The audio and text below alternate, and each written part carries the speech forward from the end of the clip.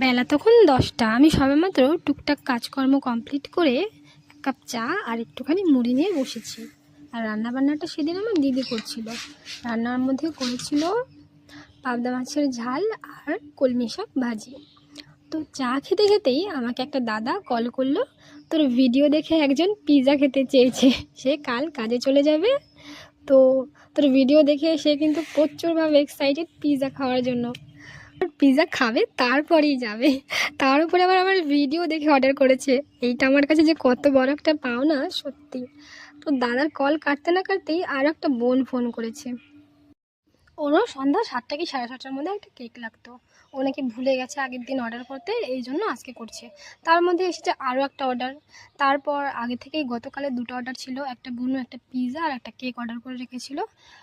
তো অর্ডারগুলো পেয়ে ক্ষণিকের জন্য মাথাটা জাস্ট ঘুরে গেছে। ভাবছি এতগুলো অর্ডার আমি কি করে হ্যান্ডেল করব। তার উপরে তো যাই হোক, নিজেকে একটু কন্ট্রোল করে বললাম, দীপ্তি ইউ উইল ডু ইট, আমি অবশ্যই পারবো। তো যাই হোক, এদিকে আমার আবার মাইক্রোওভেন নেই, এই জন্য কেক পিৎজা যা কিছু সমস্ত কিছু গ্যাসেই বানাতে হয়। আর হচ্ছে রান্নাঘরে দিদি রান্না করছিল, 2 ঘন্টা আমি ওয়েট করেছি রান্নাঘরটা খালি হওয়ার জন্য, তারপরে গেছি কেক পিৎজা বানানোর জন্য। তো একটা কথা কি জানো তো, যেদিন অর্ডার আসে সেদিন একেবারে ভরে ভরে অর্ডার আসে, আর যেদিন নেই তো একেবারেই নেই। যাই হোক, তোমাদের কাছে আমার একটাই রিকোয়েস্ট যে তোমরা একটু প্লিজ আমাকে কেকের জন্য অন্তত 1 থেকে 2 দিন আগে অর্ডারটা করো। হ্যাঁ, পিৎজার জন্য একবেলা আগে অর্ডার করলেও চলবে, কারণ আমাদের এখানে তো চিকেনের দোকান খোলা থাকে না, ওই দুপুরবেলা খোলা থাকে না, সকাল 11টা আর বিকেল 4টা থেকে খোলে। তো সকালবেলা এনে রাখলে ভালো হয়।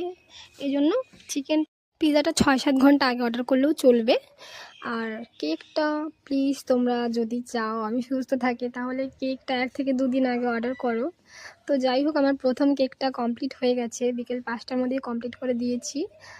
5টা না, সরি 5:30 বেজে গেছে। বুনুটা যদি আসতেও দেরি করেছে, কেক পিৎজা দুটোই কমপ্লিট করে দিয়েছি।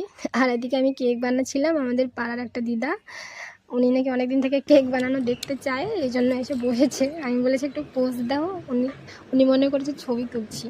যাই হোক, এই ছিল আমার দ্বিতীয় কেকের অর্ডার। আর আজ এসেছে আমার মায়ের বাবা। আমার মা আমার মায়ের বাবাকে পেয়ে যে কত খুশি দেখো, এতদিন পরে বাবার সঙ্গে দেখা হয়েছে, মানে আদরটাই আলাদা। যাই হোক, এই ছিল আমার সেকেন্ড পিৎজার অর্ডার দুটো। আজকের পিৎজাগুলো পুড়ে গেছে, খুব তাড়াহুড়ো করে বানাতে গিয়ে গেছে একেবারে পুড়ে। এখানে ছিল একটা চিকেন পিৎজা, একটা পনির পিৎজা।